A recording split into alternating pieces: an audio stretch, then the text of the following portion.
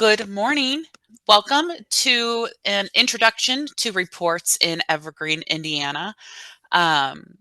Today we are going straight to the beginning. We are going to learn how to set up our folders so we can actually run reports. We're going to learn how to clone them. And if you have any in mind, we can search the templates and see if there are any available to you to search for. My name is Britta Dorsey. I am the Development Support Administrator for Evergreen, Indiana. If you ever need to contact me, my information is right here on the screen. If you have questions, whether it's about this webinar, other webinars in the Evergreen Indiana Fundamentals series, webinars that you would like to see, please do not hesitate to contact me and we can see what we can do. We are looking at the primary reporter today. We're going to configure it. We're going to learn how to find a template to best suit what we are trying to find data for. We are going to fill one out and run a report. And then there should be time at the end that we are going to look at the simple reporter, where it's actually not that simple, but I think it's a good thing to know because I think it's really interesting and sometimes in some ways an easier way to actually find data. Resources that I use to pull this information together, along with a few others. We have the Evergreen Indiana Reports Training Manual. So this webinar is basically the training manual in video format. Also, the general Evergreen Reports documentation. This is taken from the Evergreen community at large. This is extremely helpful, especially if you decide you want to create your own template, if you find you cannot find what you are looking for. And then the template terminology, which is extremely helpful, which we will talk a little bit more about later. I also have a link to the training server, which is I like to call it a safe space to practice what you learn, because you can, it's a completely separate and fake data set when it's patrons, items, and things like that. The downside is it's not as robust as if you were using the production server or just Evergreen Indiana. So the training server itself wouldn't really be useful for reporting, but the great thing about reports, it's just pulling data. It's not affecting anything. So I would say feel free to just use reports as you log into the web client in the production server, because it's not going to affect any of that data. And then we have a link to the Evergreen Indiana YouTube training channel where I try to upload these webinar recordings so you can review them or view them for the first time. So let's get started with the reporter. If you have or haven't noticed in Evergreen Indiana, we do actually have separate areas that allow us to report for specific data sets in the ILS to perform specific tasks, whether it's the overdues list to show all of material that is checked out past their due dates, or the holds shelf list to show what items are on your hold shelf waiting to be picked up by a patron. But for more flexibility and more options, we use the reports module.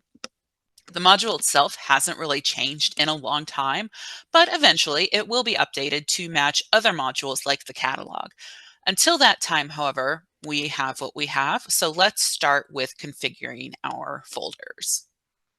In order to do anything with reports, we need to configure our folders first. When we access the reports module, which I notice now that I did not enter in here, I'm going to do that real quick. I have a nasty habit of forgetting to tell people where they can access things.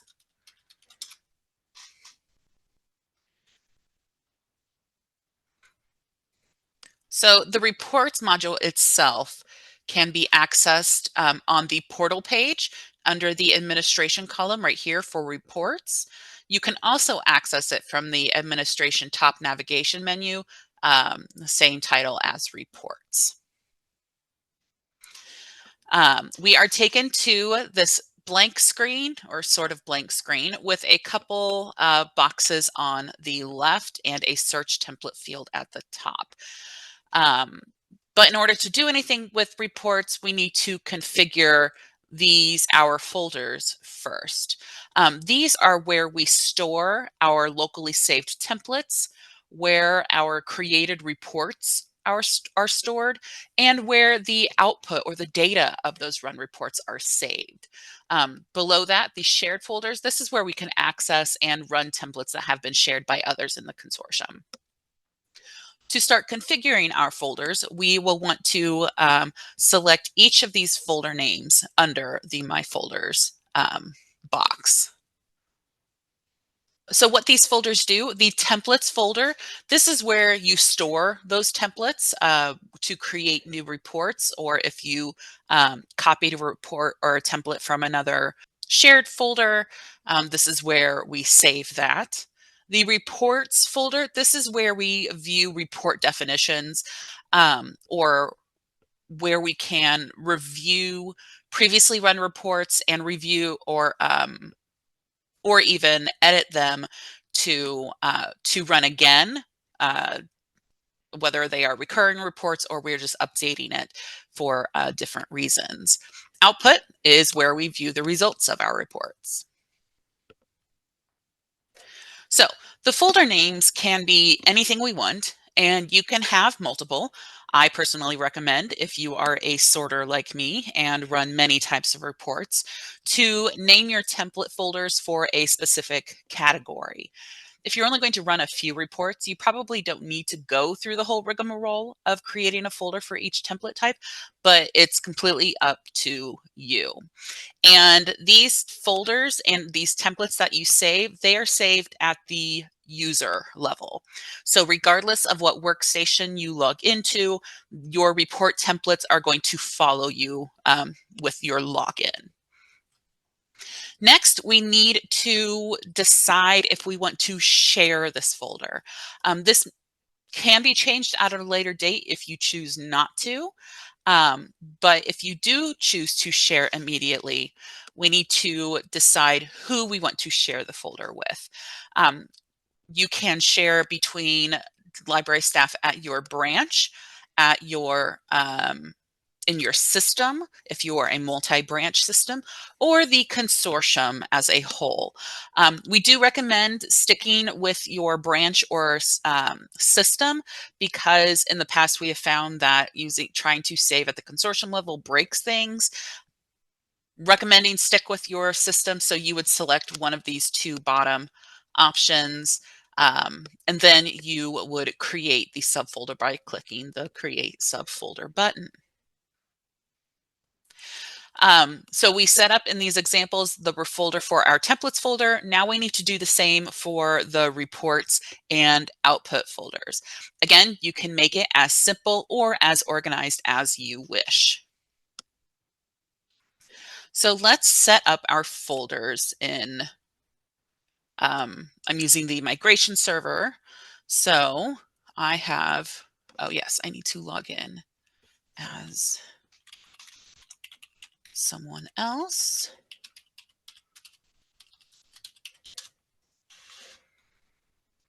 Okay, so administration, reports.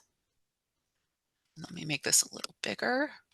Okay, so we can see here, these icons tell me that we have not created any folders yet for any subfolders for our folders. So when you're going to click on it, templates. So this example, I tend to be pretty organized, try to be organized when it comes to reports. They tend to get away from me though. So I'm going to name this collection. So this is where I want to save templates that help me. So items that have been created between dates, or just that can help me keep track of my collection. I'm not going to share it, so I'm just going to leave these two options. I'm just not going to touch them, and I'm going to create subfolder. Action succeeded. And so now you can see over here that it has updated, and there's a little folder icon with an arrow. And when we click on that arrow, now we have our new subfolder for collection. I'm going to do the same for here for the reports folder. So I'm just going to add one for that. Again, you can be as organized or just as simple as you want. And so collection output folder. Okay, so I have created at least one subfolder for each of these, and now they have changed to show a folder icon and an arrow that we can click. So before diving in and trying to create our own reports, it's best to see what's already been created. Since the inception of Evergreen Indiana, report templates have been created and shared across the consortium, and many of them are still there. We can either graze through the templates by accessing the shared templates folders, or if we know what we're looking for, we can use the search templates field to try to narrow it down a little faster. The shared folders, like my folders, are separated by templates, reports, and output. However, you will primarily deal or only deal with the templates folder. If there is a folder icon next to a shared folder, as you go through and click those arrows, you can expand it. Most of these shared reports or these shared folders organize their reports by type. So as an example, in this image, I navigated from templates to R.E. Davis, which is Ruth's folder, to shared, to items, and then clicked on housekeeping. You can tell what folder you are looking at by the top of the screen. It's right here. This tell you like how far you are in. So how did I get here? Like get to the items housekeeping folder? And that was a question in the chat. So I got here might be easier to show you from here. So the shared folder. So when we see this arrow, it tells us that we can break down the templates even more. So here I went down here to R.E. Davis. I clicked that arrow. And then I went to her shared folder, clicked that arrow. And then I went down here to items, clicked that down arrow. And that is where the housekeeping folder is. And when I click on it, that is when it pops up over here.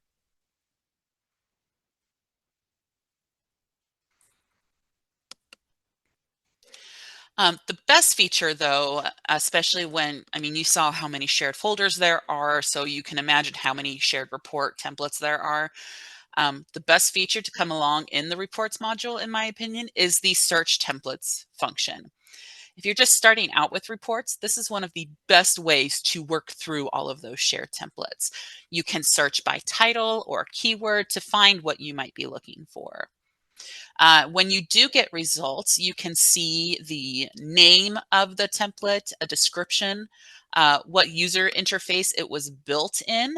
The newer ones will say web staff. The older ones will say XUL or it's pronounced Zool, which tells us that it was created when we used the desktop application for Evergreen Indiana. We can also see when the template was created and by whom. Now that we know how to find templates, let's look at the results a little closer. We have the option to limit the output to to the number of templates we see per page. Excuse me, we can click on this option to view more or all and use these options to move between the pages of results.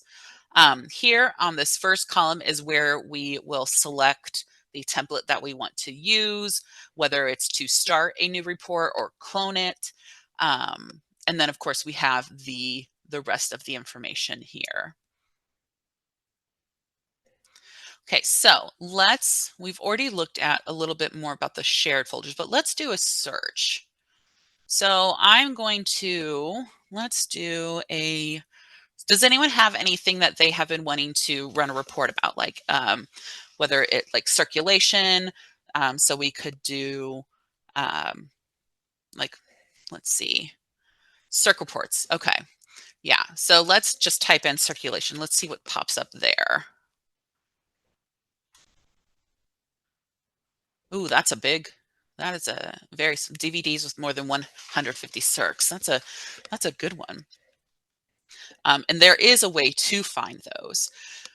Um, so if we expired patron reports, yeah, exactly. There's so many different types of reports that we can run, and we are able to run most, if not all of them. So we did a search template. Okay, let's do one of those. So let's do the DVDs with more than 150 circs. So there should be, I know I've seen it, but so let's say we just entered a search template keyword for circulation. And now it's looking at the names and descriptions of these reports to find what we are looking for. So we could, excuse me. So we could see, let's see, here's a monthly circulation circ by circulation modifier. This tells us that this is the count of circulations at selected libraries by month, and you can break it down by circulation modifier. Um, if you have been going through a weeding project, there's count of items deleted by circulation modifier, so you can organize how many items have been deleted based on the circulation modifier. So that'll give you a broad range of how many books were removed, or video discs, things like that. But I want to, if we have time, I want to try and run some of those reports or find them. So if we can keep those in mind when we get to it, let's do that, because I want to help you guys. Okay, so we set up the folders, we had a brief look around the shared templates a little bit, and now we are ready to run our first report. How do we do that? So first, we need to search for and select a template from the list. We are going to choose create a new report from the selected template menu and submit it. We want to enter the unique title and an optional description, um, select our report filters and what type of output data we want to see, how we want to be notified about the report, and if it's recurring, and then select where we want that data to be saved, and then run the report. So question, what is the difference in create a new report and clone a new report? We will get to that when, so right now we are creating a new report. And we will look at the cloning in a little bit. So we are creating a report from the template. I can see how that can be confusing because we're talking about reports and we're talking about templates. The templates are what we can access in these, like the template folders. When we are talking about creating a new report, that is when we fill in the filters to find out specific data. So the template is just the actual well, what do we say, fields that we will fill in, and the report is what is us filling in those fields to get specific data. I think I just made that entirely worse. So in this example, we are going to say we are doing some housekeeping and want to find out how many pre-cataloged items are still in the system. If you remember, or that pre-cataloged items or pre-cats tend to happen during checkout. When an item, let's say you found it on the shelf and the patron checks it out, but it brings up a screen that says that the item was not found. So you pre-catalog it so the patron can check it out, and then you will deal with it later. So we are looking for a list of pre-cat items no longer circulating, so they have been returned. I have found the report I want to use, so I'm going to select it. And then by default, the create a new report from selected template is going to be selected. And then I want to select submit. Um, so at the top of the report page is where we want to enter our unique report name. We can also see the template information that is usually visible in that list that we saw. But the report name, we prefer it to be unique because this will help you differentiate between similar reports. The red field, it visually tells you that this is a required field. The report description, which is optional, can also be used to help describe what you are using this template for, or what this report is supposed to be doing.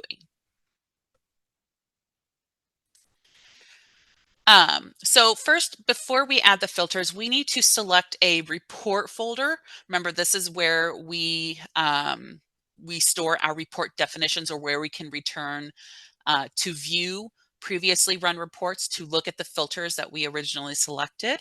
So we need to select a folder from our list. And then we need to look at the filters that have been set for this report. So we are going to select our user parameters or filters to narrow down our results. These filters will vary depending on the template you selected. The far left column tells us what filter we are using. So in this example, we are looking for the item's circulating library. We are filtering, or we are using the is the item deleted filter.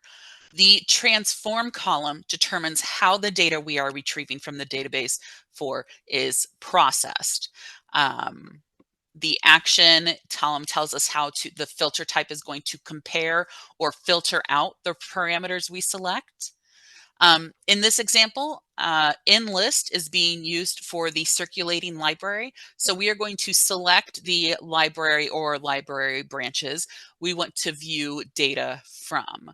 All other libraries that we don't select will be filtered out on our report. You'll select the branch or branches from the list and then click Add. If you want to select multiple at once, you can hold down the control button on your keyboard and then click Add after you select multiple. Question, is there a list of possible actions? Yes, there is. And I will take you to that in a little bit when we talk about cloning.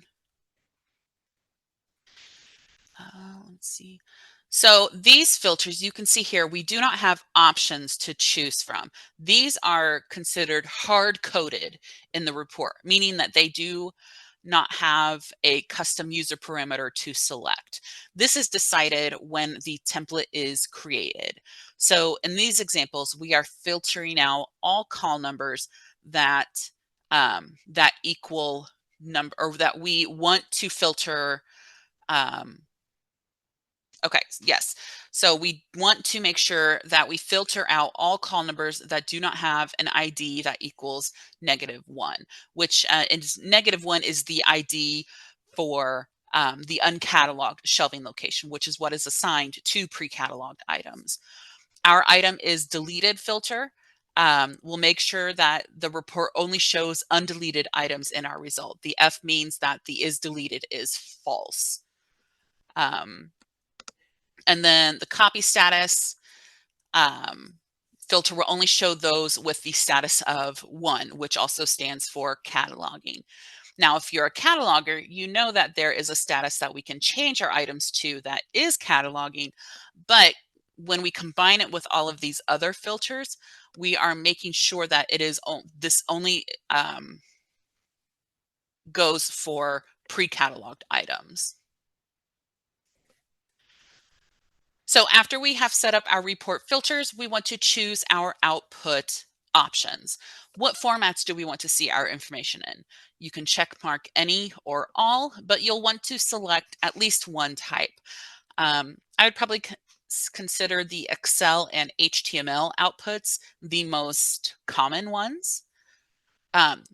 Below that, we can decide whether we want to set up a recurring report, which will automatically run the same report with the same filters based on the interval we select. Um, a thing to remember though is if your template you are working with has a filter where you have to select a date, we need to adjust that along with choosing the recurring report. And if I remember to, I will show you what I mean by that.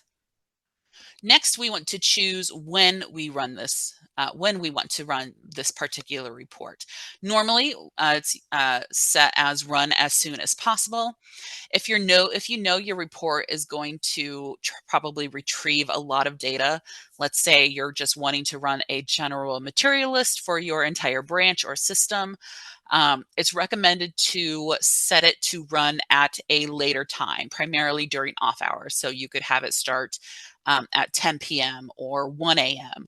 So it's not going to bog down the server. Next, we want to enter an email address if we want to be notified when the report has finished. You can enter multiple emails if you want more than one person to be notified. You just need to separate the emails with a comma, no space. Next to last, we want to select where we want to store our results or our output.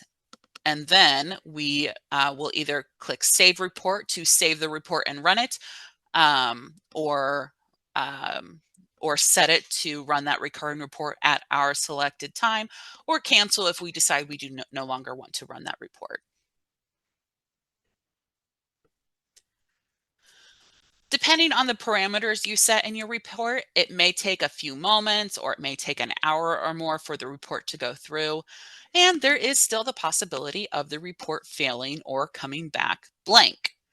If you're impatient like me and you don't want to wait for the email notification, you can have there is the ability to click on that output folder that you selected to save your data in.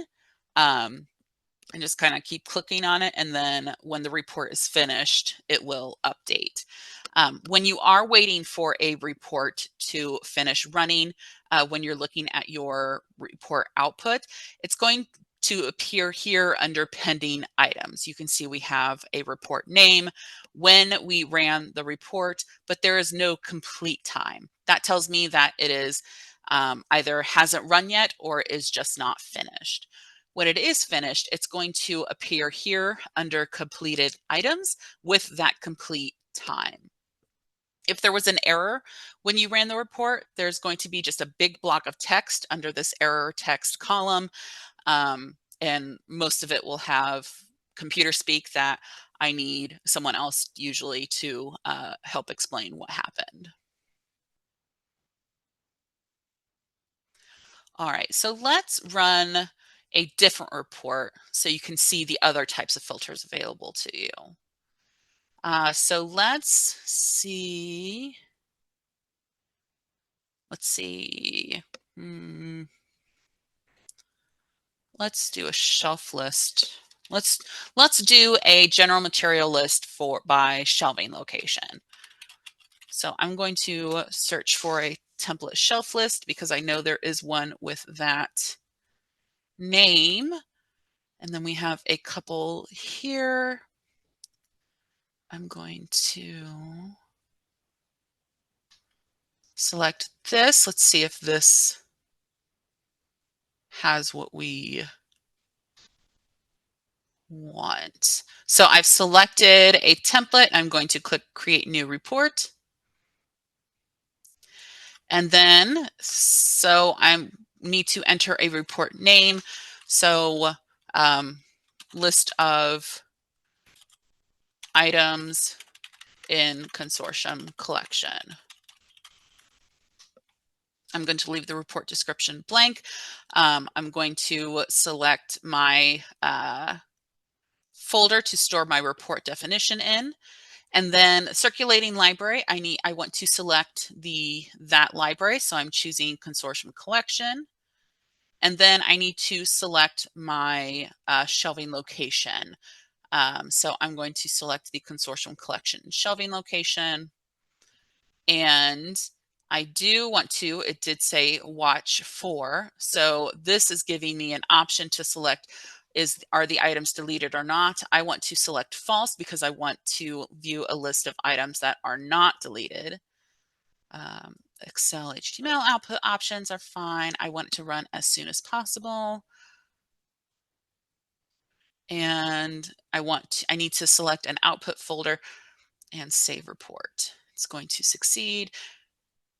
And now let's click here. So we have it running. There is a question. What is the difference between the share options? I'm confused about the difference between Evergreen Collection, which I know we are not supposed to use, and Consortium Collection. So the Consortium Collection, that is, if you look at my workstation up here, Consortium Collection, that's where, that's just the collection we have in our admin office. So if I were to, let's say, let me log out and let's go into prod because I have more workstation options. So I'm in prod, I'm going back to reports. And I, oh, I forgot to change it. I always do this. So I'm going to change my workstation to, let's see if I have Lowell. Yeah, I have a Lowell workstation. So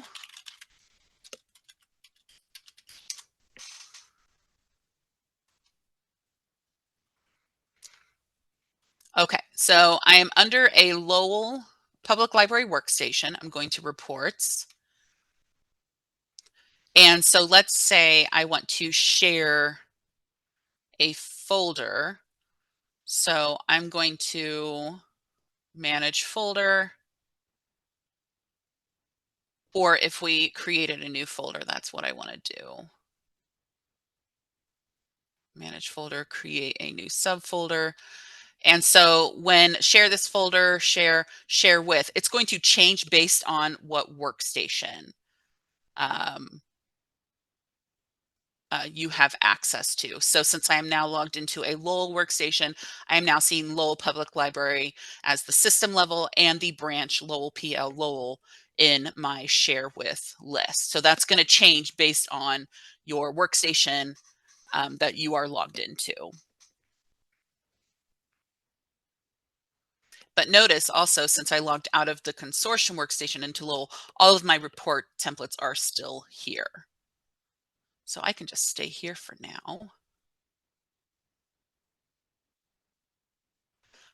Question, do you want to have these reports on your branch locations?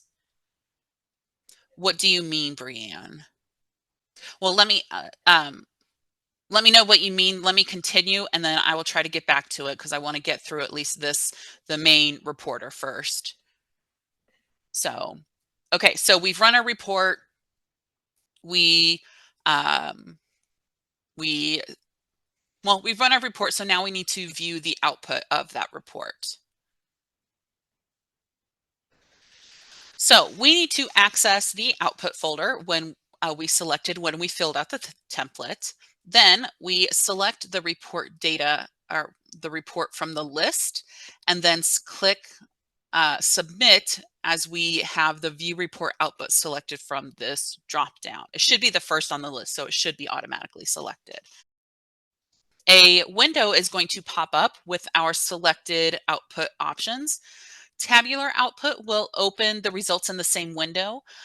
This might be useful for maybe a quick glance at the results if you know you'll only have a small amount of data, or if you're testing to see if the report returned what you're actually looking for. Clicking Excel output, or if it's a CSV, will download the report spreadsheet based on your browser's settings. Then you can open the spreadsheet and begin manipulating the data, moving columns, sorting, etc., based on what you are looking at. This is an example of the tabular output. You can click the back to output index to return to your output options. If you would like to review the parameters you set for a saved report, remember we go to that reports folder. and then we select the subfolder that our report was placed in. When we find it, we can click the view or edit options, and that will allow us to just view an uneditable version of the report we ran, just so we can look at the filters that we chose. And then edit report will allow us to adjust report filters to run a new report, or to adjust like future recurrences if that was how the report was set up. We run a report based on a template we find while searching, but we don't have to do that every single time. Or if we find a template, but it just doesn't quite meet our needs, we can clone it, and which will allow us to edit the template and then save it to our own template folder. So let's say we found a report that lets us know our monthly remote circulations. And instead of searching for it each time, we want to clone it into our own template folder. We are going to select the report, and then under the drop-down menu, we are going to select Clone Selected Template, and then click Submit. First, it's going to ask us where we want to save the template.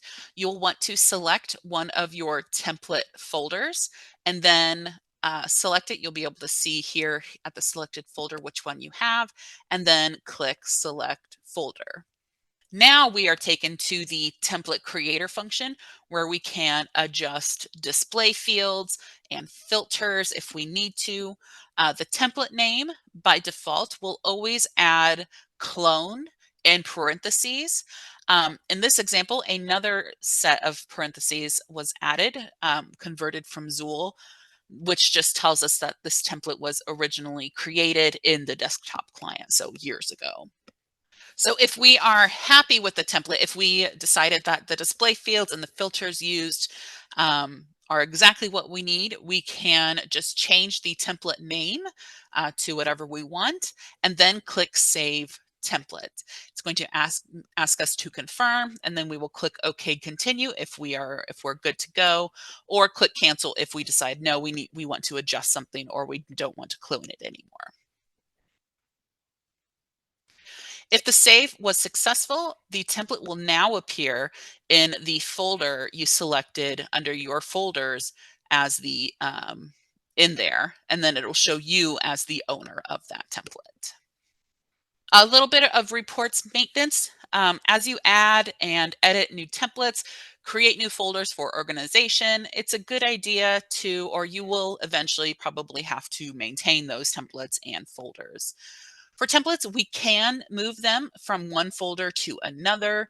We can clone our own templates. So if, say, we have that template that's perfect for that one report, but we need to tweak it a little just to get different data, then we can clone it and then adjust it using that, that template creation page. We can delete selected templates that we find we no longer need, or that we've been cloning a lot, just to find exactly what we're looking for. And then we can also just run a new report from there. For folders, we can change folders names, we can delete them, we can go ahead and create a new subfolder. If we have shared the folder, the share this folder will be grayed out, and we will have the option to unshare it, and vice versa. So if you didn't share the folder upon creation, that you'll be able to share the folder, and the hide button will be grayed out. So creating templates from scratch, if you absolutely cannot find a report template that gives you what you need, you can create one from scratch. And if I knew exactly what to say on how to build a report from scratch, I would absolutely walk you through it. But there are so many nuances depending on what you are trying to do. So I am going to point you in the direction of the Evergreen community documentation pages, as they will have the most useful information for you. So the creating report templates, this goes through how to create those templates. And then the template terminology, this breaks down those fields. So the data types, when you are building a template. Those field transforms, you know, when we saw that raw data or the date, this tells you what that is and what they are most commonly used for. The operators. So if your data needs to equal something, this describes what all of those mean, and filter values. So I definitely want to, if you are interested in learning more, definitely point you towards this documentation as it is extremely helpful. Okay, I know there were some questions. So let's keep putting questions in the chat. Before, let me answer Brianne's question. Do you want to have these reports on your branch location? So when you're creating newer reports and, like me, have multiple spots at Eckert. So you can, do you mean, for example, let's say, excuse me, let's do an item, details list based on shelving locations. This folder here, these are all the templates that I've basically cloned over the years. Most of these are from Thorntown, and then of course now. So this item details gives me a list based on shelving location. So do you mean multiple spots at Eckert? Do you mean like in different branches? You can select all three of your, well, not all, there we go. All three of your branches and add them to your list. And if it's a large list, you might want to do one branch at a time. And then also it will depend on your shelving locations, at least in this report. If your library uses system level shelving locations, you'll easily be able to select a shelving location for each of these branches. However, if your library doesn't, then the shelving locations that are going to appear will be based on your working location. Question or comment. I have a hard time knowing if a template is good or not, and I get overwhelmed with the number of templates to wade through. Do you have any suggestions for finding usable templates? Yes and no. I want to say, for me, it's always been trial and error. But there are some good templates. I know Ruth has some really good templates. If you go into her shared folder, if I find it, and shared, she has it's not, okay, I need to leave here and get back into consortium.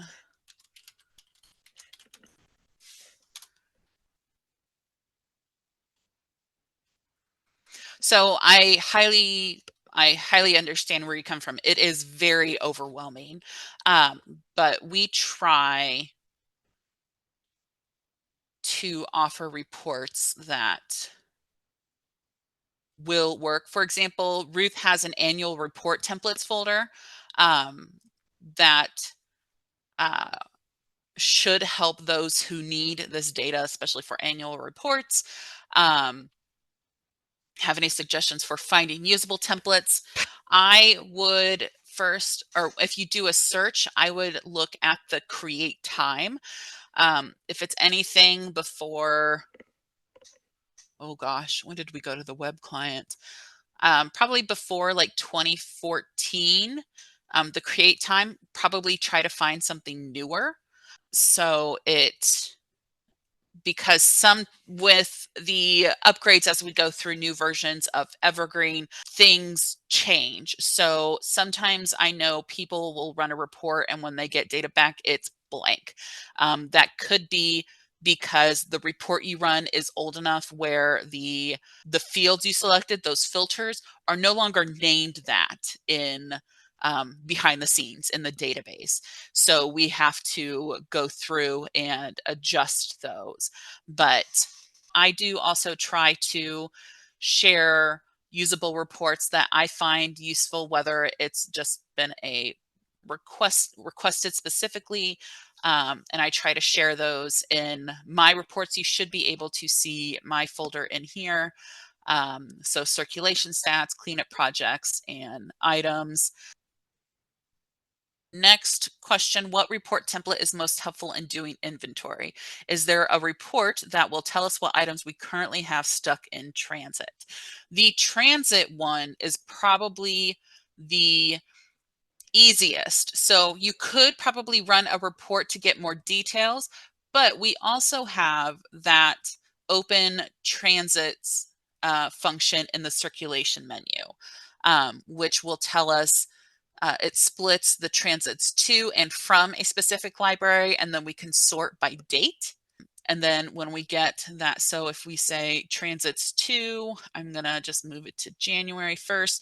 So these 4 items are still in a status of in transit, that were sent or that were made in transit between January 1st and today. So from here, we can add items to a bucket if we're wanting to track those. And so I think this is the quickest way to get data about that transit list.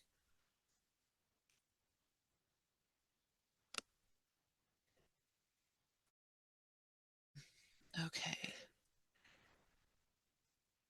Let's see. And there were some other, okay, so ideas.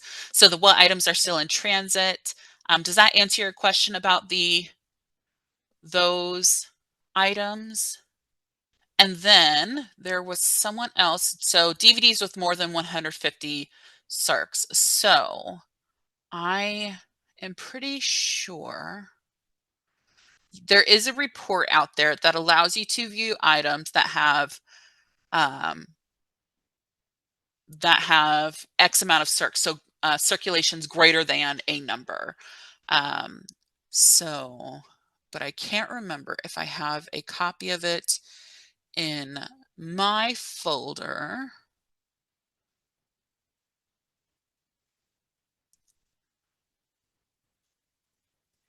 Or let's see, monthly stats.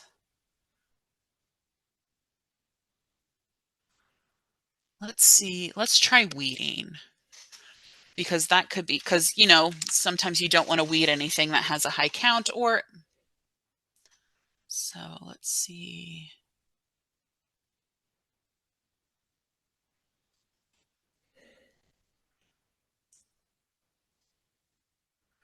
Can you tell which have not come back? Um, you mean in transit? So if the item has a status of in transit on this open transit list, it's either on your shelf and was never checked in when it did come back, or it is still in transit. It is not at your library. That, I think, that is the easiest way to explain that. So the item is going to stay in transit. You know, when it comes back through ILL, you check it in, and then it's going to go into reshelving or the hold shelf, or tell you to send it to another library. But if you don't check it in, it's going to stay in that transit status. So yeah, they are either going to be on your shelf, never checked in, so they'll stay in transit, or they are not back at your library. Let's see, there were some others. Expired patron reports, there is, you can, let's see what happens when I type in expired patron, if I spell it correctly. So there are different reports available. There's a count of patrons expired by a specific date, list expired patron accounts having lost items. There are patron email lists. Let's see what happens when I type in number of circulations. So this gives us both patron information, count of circulation between dates for specified libraries, and user profiles. So I'm sure, as that comment was said earlier, it's already overwhelming. I can do the no circ within 3 years. So I'm going to go into my weeding folder. I have items with low or no circulation. So this will allow you to select goes by org unit, so your library branch or system, the shelving location, the status of the item, so whether it's available, in cataloging or in process. What I usually do with these, if I'm looking just for all of the items, I just highlight them all and then add them to the list. Circulation circ ID. So this is where you would enter. So you are wanting to look at items that have less than, let's say, 5 circulations, or if you're looking for the items that maybe have never circulated, you would enter a less than 1 or 2 to get those 0 circulations. And then there's this other filter for create date, so less than or equal to. So if you're looking for items that were created 3 years ago based on your collection development policy or weeding policy, you would select from 3 years ago here. You can either select it from this date or just enter, because 3 years ago is 2021. And then it will, this should show then all of the items with that, with a status in that specific shelving location or locations that were created before this date and that have less than 2 circulations for that.